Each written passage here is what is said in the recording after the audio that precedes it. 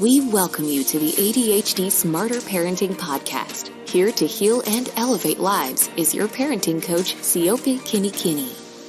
Hey everyone, this is Siope. I am one of the hosts here at the ADHD Smarter Parenting Podcast. Thank you for joining me today. I'm really happy that you are here.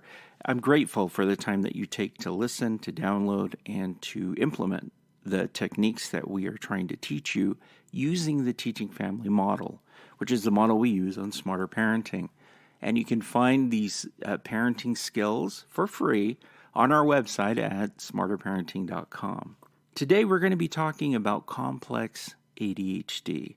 And the reason that we're talking about complex ADHD is I have received so many calls from parents in relation to their children's ADHD issues, but they also are addressing additional problems that are occurring.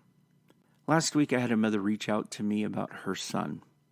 Her son is 9 years old. She's noticed that he has some defiant behaviors and that recently he developed a tic in addition to his ADHD. She also has noticed he has some severe mood swings, and she's very worried about him. During our initial call, I talked to her. I asked her a lot of questions, and anyone who has called in for coaching knows the very first visit, I ask a lot of questions, and I probe. I want to know, because the more information I have, the better off I can help you. So as she was explaining this, she stated her son was diagnosed with ADHD when he was 6. They've been treating it with medication. He's able to focus in school. However, the tics were more recent, and the oppositional defiant disorder behavior was also occurring in addition to the mood swings. In our discussion, I started to help her understand that ADHD itself is a diagnosis, and the way that diagnoses work is that a clinician or a physician will take the symptoms that are observable, and then they'll come to a conclusion and say, okay, all of these symptoms fit under this umbrella, whether it's anxiety, depression, ADHD. That's how diagnoses work. They look at symptoms, they're able to recognize symptoms that are connected together and form patterns, and those patterns then inform what the diagnosis is. Now, in discussing this with her, it was true. He did have ADHD according to her reports. However, what's difficult is that there are multiple reasons and multiple issues that may arise in addition to ADHD. So if we're taking symptoms and we're placing them under an umbrella of a diagnosis, there are also going to be other behaviors that exist around it that don't neatly fit underneath that. And sometimes those other things that are existing that don't fit under that diagnosis can cause huge issues. It's for this reason that complex ADHD came into existence. Complex ADHD reflects our understanding that ADHD comes with more than just what the symptoms are for ADHD. 60% of the time, children with ADHD have at least another issue that's going on with them. Now, this is going to make a lot of sense to so many parents out there who are saying, look, we've followed everything that goes along with ADHD, because this is what happens. Parents, they get the diagnoses of ADHD or whatever it may be. They immediately jump online, they do the research, they do their homework, they find the best practices, and they start implementing. And yet, at the same time, as they're working through this, they're starting to notice these other issues that are happening, and they don't know exactly why those are happening or why this treatment modality is not effective. So it's important for parents to understand that if your child is not responding to consistent treatment, okay, and that you are working with your child consistently, and that's the key phrase, you're consistently working on ADHD, but you're noticing some additional behaviors that fall outside the scope of the diagnoses, your child may be dealing with complex ADHD. In children, you can find that children who have complex ADHD will also be highly anxious. They may develop tics. They will be oppositional defiant. They may have some learning disabilities. They'll have some mood disorders. Sometimes they turn to substance abuse in order to help alleviate some of the frustration that they are feeling. Keep that in mind. You're going to be observing your child. If your child has been diagnosed with ADHD, but there are other behaviors around the diagnoses and the symptoms of ADHD, they may be dealing with complex ADHD. Now, it's important for you to speak with the pediatrician about what you need to do in order to address complex ADHD, and your pediatrician and therapist will be able to make the official diagnoses of this is more than just ADHD, this is complex ADHD. Let's formulate a treatment plan around it. Now, the mother who had called me about her son, who he was dealing with tics, he was dealing with oppositional defiant behaviors, he had some mood issues, and he was anxious.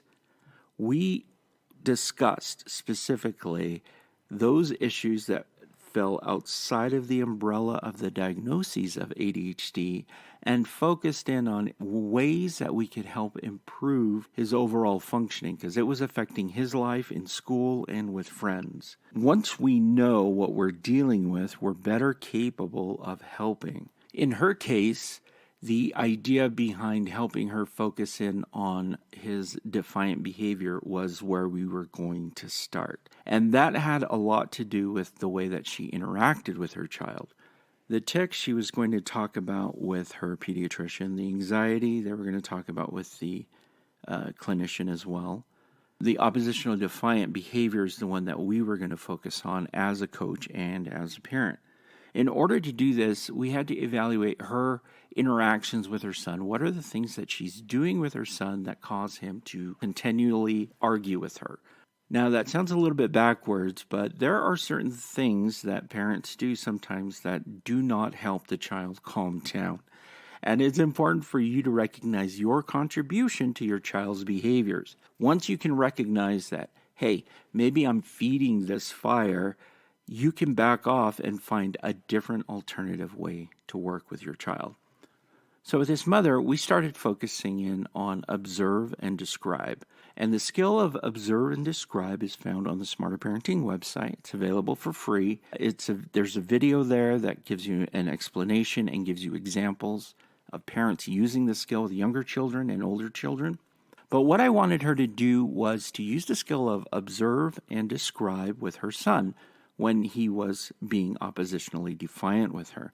Now, it's so simple. This skill is a very simple skill.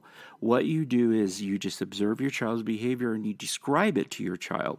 And what that does is it brings your child focused in on behaviors and what is happening in the present. One of the most important parts of observe and describe is that you're not attaching emotion or judgment to what you're observing. You're simply stating what you see. One of the tips that I give a lot of parents when they're using this skill is to take a mental picture of your child and just describe what you see in the picture. You're not going to add any, I feel this, or you feel that, or you. No, you're just going to describe what you see. Now, I role-played this with her multiple times to help her realize that there were moments she would interject her own narrative into what was happening. And I told her, when you start inserting your narrative in there, that's where a lot more defiance is going to happen. So she just needed to focus in on observing his behavior and describing it back to him, remaining calm while she does it, and helping him to recognize what behavior she wanted him to do instead. With her, one of the things that we practiced together was this idea that he would come home, he would argue with her about not being able to get a treat, a specific cookie that he really likes, unless he did his chores first. Before, this mother would try and explain it to him and say, well, in order to be fair and in order for us to be able to give you a reward after you do the work, that's just the way it works. She was explaining all these things to him, but for her child, he did not have the capacity to really grasp all those concepts and internalize them. So I had her use observe and describe, and it sounded something like this. Okay, right now you are raising your voice at me and you are clenching your fists. And we left it alone, and we just focused in on those types of behaviors, because what that does is it pulls his attention into the world and into the reality of the moment, and that you are paying attention to him, but that you are not going to be entertaining more thoughts around what is happening. You're not going to be expressing judgment. He can't argue with you because that's exactly what he's doing. And so we practiced it. We practiced. And she reported later that it was highly effective for her child because she was able to remain calm through the interaction. And once she was able to observe and describe the behavior she was seeing, she was then able to help her child focus in on a behavior she wanted him to have. That would sound something like this. Right now, you are raising your voice at me. Your fists are clenched. What you need to do now is take a deep breath. One simple instruction. And she would just repeat this over and over and over again. Can you see how concise and straightforward that is in helping a child reassess where they're at and what's happening with them? Now, we are focusing in on the oppositional defiant disorder portion of the ADHD issues because ADHD has been addressed and is being addressed by the pediatrician and the therapist.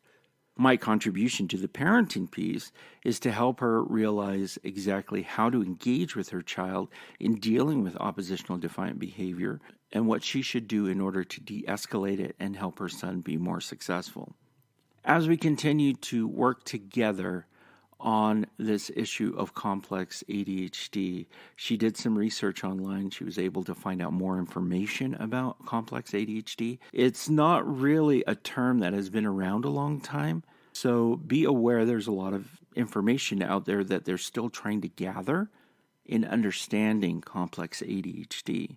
My recommendation for her was to keep a behavioral journal of her child's behaviors, take it into the pediatrician, and then discuss with the pediatrician the additional symptoms that she's observing, like the tics, like the oppositional defiant behavior that he's exhibiting, like anxiety.